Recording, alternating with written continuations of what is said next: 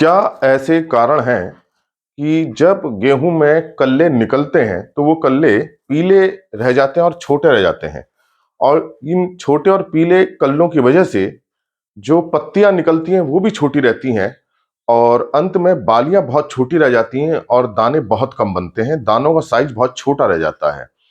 इस कारण से गेहूं की पूरी उपज खत्म हो जाती है या हम कह सकते हैं बहुत कम हो जाती है। गेहूं की जो उपज है वो मुख्यतः उसमें कितने कल्ले निकल रहे हैं और कितनी अच्छी बाली और कितना अच्छा बीज भरा है इस पर निर्भर करती है। तो शुरुआत की अवस्था में कल्लों का अच्छी संख्या में निकलना, कल्लों का स्वस्थ रहना और उनका हरा रहना बहुत जरूरी है, तभी उसके अंदर बालियां अच्छी आएंगी और उससे अच्छी उपज प्राप्त होगी। लेकिन शुरू में ही अगर कल्ले छोटे रह जाएं, पीले पड़ जाएं, तो उपज में बहुत कमी आ जाती है। आज मैं इसी बात पे चर्चा करूंगा कि क्या ऐसे कारण हैं जो शुरू में ही कल्लों को पीला कर देते हैं और कल्ले छोटे रह जाते हैं।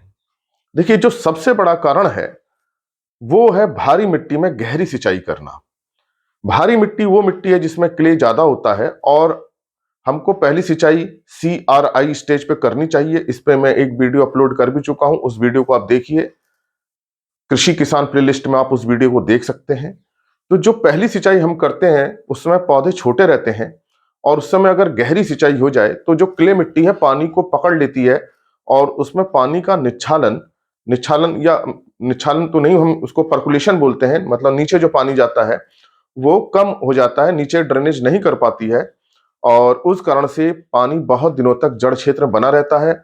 और इसी समय ठंड का मौसम आ जाता है, पानी का एवापोरेशन, पानी का उड़ना भी रुक जाता है, कम हो जाता है। तो पानी बहुत दिनों तक जड़ क्षेत्र में बना रहता है और जब जड़ क्षेत्र में पानी बना रहेगा वहां वायु की कमी हो जाएगी और जड़ें अपना श्वसन सही ढंग से नहीं कर पाएंगी और इसी कारण से जो कल्ले जड़ से निकल रहे हैं वो बहुत कम निकलेंगे और पीले पड़ जाएंगे। तो पहला कारण तो यही है कि हम बहुत गहरी सिंचाई कर देते हैं और इस गहरी सिंचाई से ये कल्ले एक तो कम निकलते हैं और पीले भी पड़ जाते हैं। तो आप जब भी सिंचाई करें छोटी छोटी क्यारियां बना के करें और अगर आपकी मिट्टी हल्की मिट्टी है तो आप क्यारियां ज्यादा बनाइए।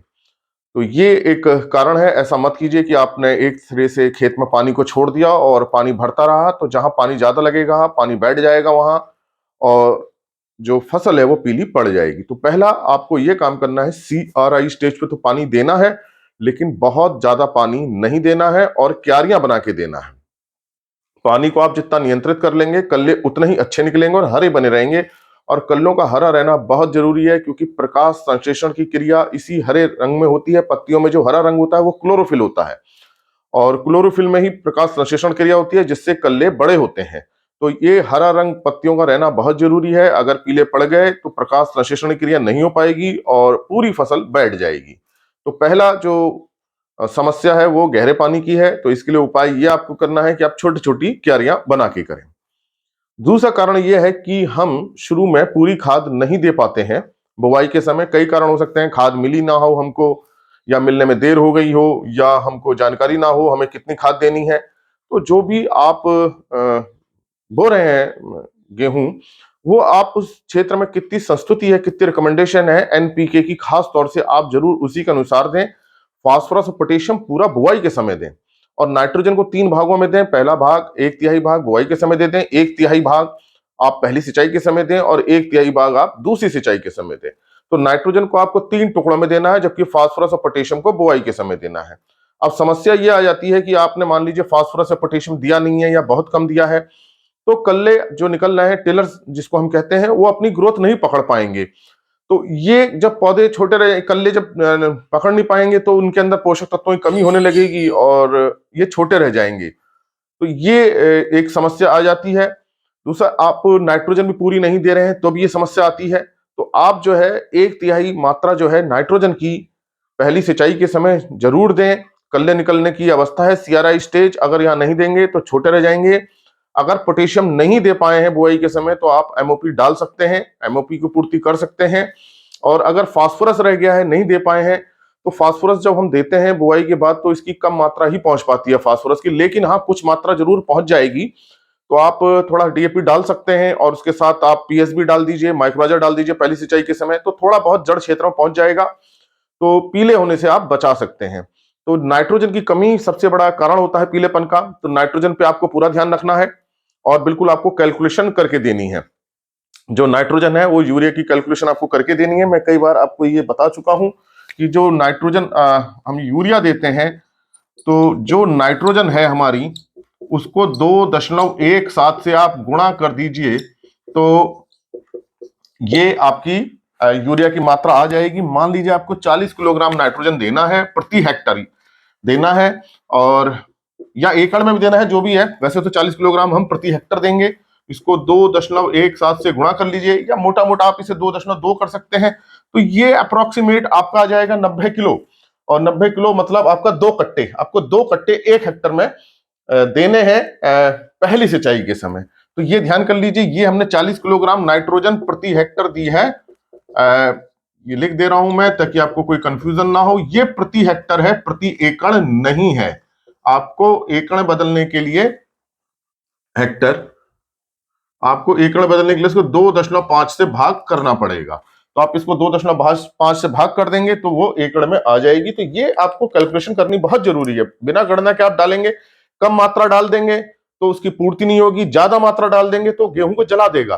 तो आपको बहुत ध्यान देना है कि ये हम जो नाइट्रोजन है उसकी आप देख लीजिए, उसको 2.17 से गुणा कर दीजिए, वो यूरिया की मात्रा आएगी।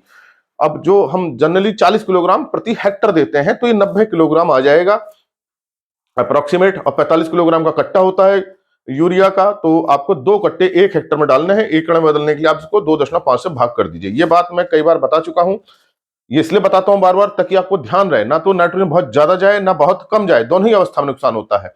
अगर नाइट्रोजन की पूर्ति नहीं हो पाई तो भी कल्ले छोटे रह जाएंगे और पीले रह जाएंगे, पीलापन सा रहेगा, हरापन उतना उसमें आएगा नहीं, हरापन हल्का हो जाएगा उसका। तो ये आपको ध्यान रखना है। और जो आपको खाद शुरू में अच्छी मात्रा में देनी है और नहीं दे पाए हैं, तो उस पर भी मैं एक वीडियो बना चुका हूं कि छूटी हुई खाद हम कैसे दें। आप कृषि किसान प्लेलिस्ट में आप देख सकते हैं, उस पर मैंने पूरा वीडियो बनाया है कि अगर आपकी खाद छूट गई तो पहले सिंचाई के समय कैसे दें। तो अब ये मैंने आपको 2 मुख्य कारण बताए। पहला मैंने बताया गहरी सिंचाई के कारण पीले हो जाते हैं।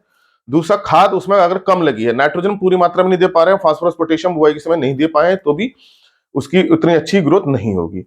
तीसरा कारण जो है वो हम जनरली इग्नोर कर देते हैं या हमको पता नहीं होता है, वो यह है कि जो आजकल शाकनाशी हर्बिसाइड आ रहे हैं उनकी बहुत कम मात्रा लगती है और हम उसको बहुत ज्यादा मात्रा में डाल देते हैं, उससे गेहूं पीला पड़ जाता है। आप देखेंगे शाकनाशी जो आप डालते हैं 30 दिन पे या 35 दिन पे, उसके बाद जो है गेहूं हल्का हल्का पीला पड़ जाता है। उसका कारण यह है कि जो आजकल शाकनाशी आ रहे हैं उनकी बहुत कम मात्रा पड़ती है और हम जो है ये कोशिश और उस कम मात्रा को भी हम कम जगह पर डाल देते हैं तो वो गेहूं पीला पड़ जाता है। अब अगर हम बात करें मैट सल्फ्यूरॉन मिथाइल की, एमएसएम की, तो इसकी 20 ग्राम मात्रा, मतलब एकड़ में 8 ग्राम पड़ता है और एकड़ में 8 ग्राम है और इसको सही से हम डाल नहीं पा रहे हैं। ज्यादा हमने कम जगह में डाल दिया, गेहूं पीला पड़ जाएगा। इसी तरह से अगर हम क्लोरोनोफॉप प्लस एमएसएम मैट सल्फ्यूरॉन मिथाइल जो कॉम्बिनेशन आता है, ये 160 ग्राम पड़ता है 1 एकड़ में, हमने इसको कम जगह पे डाल दिया तो भी गेहूं पीला पड़ जाएगा। इसी तरह से सल्फोसल्फुरॉन प्लस मेट सल्फ्यूरॉन मिथाइल है, वो 40 ग्राम पड़ता है 1 हेक्टर में। 40 मतलब कि 16 ग्राम 1 एकड़ का आ रहा है। तो ये आजकल जो शाकनाशी आ रहे हैं इनमें बहुत पोटेंसी है, मतलब इनकी बहुत कम मात्रा की जरूरत होती है और इतनी कम मात्रा में ही ये शाकनाशी जो है घास को कंट्रोल कर लेते हैं। हमें लगता है ये मात्रा कम है, अब 8 ग्राम हमें लग रहा है कम है, 16 ग्राम हमको लगता है कम है 1 एकड़ में, तो हम क्या करते हैं कि इसकी मात्रा को बढ़ा देते हैं। तो उस मात्रा को बढ़ाने से क्या होता है, वो जल जाता है। या तो हम कम जगह में डाल देते हैं या उसकी मात्रा हम बढ़ा देते हैं। तो हमें लग रहा है कि ये शाकनाशी की मात्रा कम है, हर्बिसाइड हमें कम लग रहा है, लेकिन वो सही होती है बिल्कुल मात्रा। एकड़ का पैक आता है तो आप उसको एकड़ में ही प्रयोग कीजिए, आप उसको कैलकुलेट कर लीजिए कितना एरिया है क्षेत्र का। तो ये एक समस्या आती है। तो अब इससे बचने का उपाय यही है, आप एक कैलकुलेशन करके डालें। दूसरा, अगर पीलापन आ गया है तो उसमें फिर थोड़ी सी यूरिया आप डाल दीजिए, तो यूरिया से फिर उसमें हरापन आ जाएगा। तो ये आप काम कीजिए। 3 बातों का ध्यान रखिए। आपको गहरी सिंचाई नहीं करनी है, नंबर 1। खाद पूरा देना है, नाइट्रोजन की पूरी मात्रा देनी है पहली सिंचाई के समय। अगर फास्फोरस पोटेशियम छूट गया है तो उसको आप दे सकते हैं, लेकिन उसके साथ पीएसबी और माइक्रोराइजा यूज करना पड़ेगा फास्फोरस के साथ। और तीसरा यह है, जो आप शाकनाशी डाल रहे हैं वो बिल्कुल जितनी मात्रा, जितना पैक, जितना एरिया के लिए उतना ही आपको डालना है। उससे ना तो आपको ज्यादा डालना है ना उससे हमें कम डालना है। ज्यादा डाल देंगे तो गेहूं पे पीलापन आता है। तो ये मैंने आपको 3 बड़े कारण बताए जिससे गेहूं पीला होता है। तो आप इन बातों का ध्यान रखेंगे तो अच्छे कल्ले निकलेंगे, स्वस्थ कल्ले निकलेंगे और उससे अच्छी उपज मिलेगी। तो इसी प्रकार की चर्चा सुनने के लिए आप कृषि किसान प्लेलिस्ट को देखिए, उसमें मैं हिंदी में चर्चा करता हूं। मेरा यही प्रयास है किसानों तक सही जानकारी पहुंचे ताकि उसका लाभ अपनी खेती में ले सकें। इसके लिए मैंने कृषि किसान प्लेलिस्ट बनाई है, आप उसको देख सकते हैं। और अगर चैनल सब्सक्राइब नहीं किया है तो सब्सक्राइब कीजिए। धन्यवाद।